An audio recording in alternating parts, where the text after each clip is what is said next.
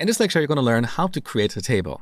For this demo, we're going to recreate this customers table that we have in our SQL Store database. We're going to recreate it in our SQL Store 2 database. So the first step is to use this new database, SQL Store 2. Then we type create table. We give our table a name, customers, and then we add parentheses. And inside this parentheses, we list all the columns. So what columns do we have here? We have customer ID. Let's type that here. Next, we add the data type for each column. This one is going to be an integer. We want to make this a primary key. So we type that here as well. And also, we want to apply the auto increment attribute. So MySQL automatically generates a new value every time we insert a new record here. So we add the column name followed by its data type and any attributes that apply here. Let's add another column, first name.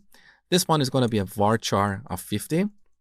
And here we want to apply the not null attribute. So every customer will have a first name.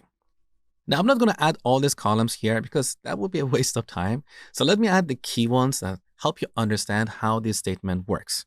I'm going to add another column. Let's say points. This one is going to be, what is the data type for this?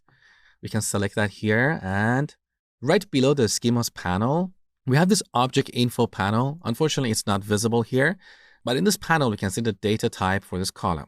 That is an integer. So let me add that here. Now I want to apply the not null attribute here as well, but I also want to give it a default value of 0. So we type default 0. Now let's add one more column here, email. This one is going to be varchar of 255. It's not going to be nullable. And we want to make sure that every customer has a unique email. So here we can apply the unique attribute. So here are the attributes that we can apply to each column. Primary key, auto increment, not null, default, and unique. Now let's terminate this with a semicolon.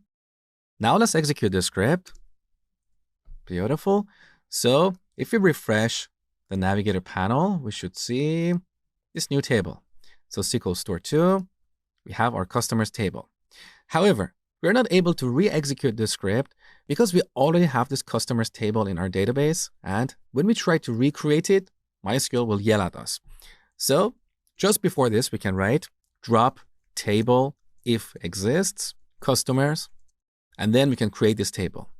There is also another approach. So instead of dropping the table, we can say create table if not exists, customers.